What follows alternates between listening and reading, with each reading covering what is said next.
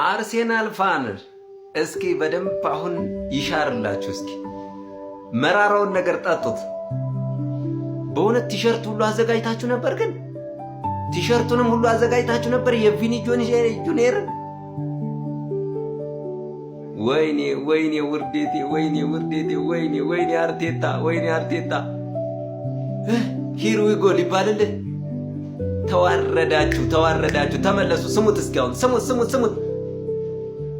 Football police! Arsenal fans! Come here. You are already making welcome edits. You were already picking his shirt number. Yeah. You were already saying, Vinny to the Emirates. Here we go. And now, reports are saying Vinicius is close to staying at Real Madrid. Oh my days. Did you lot just get used for contract negotiations, huh? Real Madrid said, you want more money? No problem. Just stay. Just stay. Arsenal fans, I am sorry, yeah? You started dreaming about Vinicius and Saka only to wake up to contract renewal imminent. Listen, nothing is official, yeah? Until the contract is signed. But if Vinny stays, this has to go down as one of the shortest title challenges in transfer history. Case closed. ሰማችኋል? ኬዝ ክሎዝድ።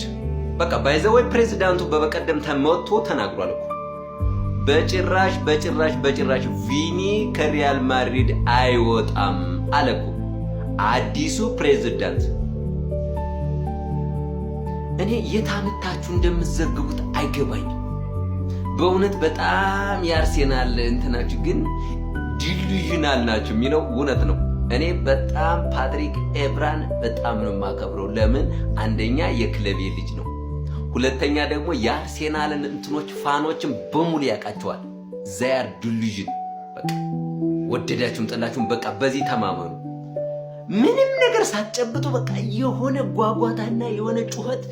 ለእርግጥ ባዶ ነገር ነው የሚጮኸው ይባላል፣ እኛ ሀገርም እንደዛ ይባላል። ግን እዛ ደግሞ ምንድን ነው የተባለው? አርሴናል ፋንስ አር ዲሉዥን ያለው። ይሄ ደግሞ ምንም አይደለም። ኢትዮጵያ ውስጥም አለ፣ እንግሊዝ ውስጥም አለ፣ የትም ቦታ አለ። በቃ ይሄ ነገራችሁ በቃ ሁሉን ነገር አስጠላችሁ እኮ።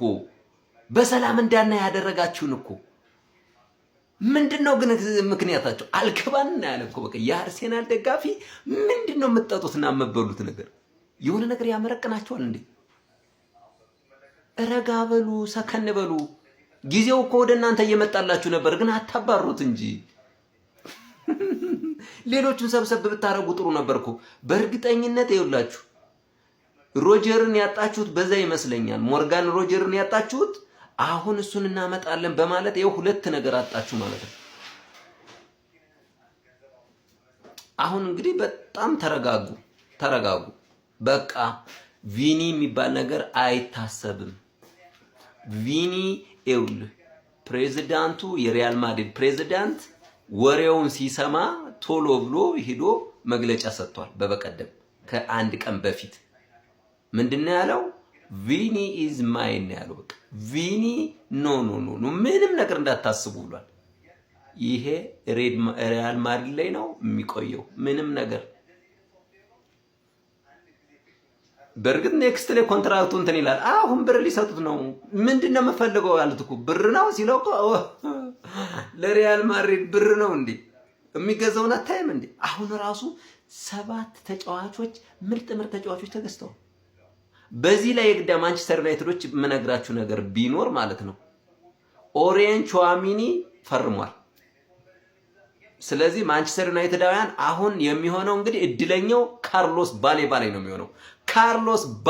የሚሆነው። ይሄን የግዳ አንድ ነገር ልንገራችሁ። ለምን አስፈርሞታል? አሁን ፕሬዝዳንቱ በቃ ቹዋሚኒ በቃ የኔ ነው ንብረቴ ነው በጭራሽ መቼም እንትን አይልም ብሎ አስፈርሞታል።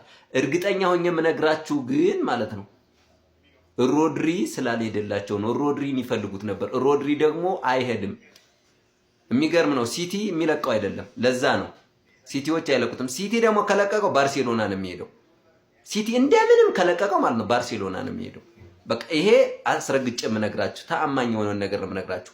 ከዚህ ውጭ ግን ማንቸስተር ዩናይትድ አሁን ሊኖረን የሚችለው ማን እንደሆነ ታውቃላችሁ? ካርሎስ ባሌባ። እኔ ግን እንደኔ ፍቃድ ካርሎስ ባሌባ ቢሆን ደስ ይለኛል። ሌላው ግን በእጃችን የተጨበጠ ያለው ማኑ ኮኔ ነው።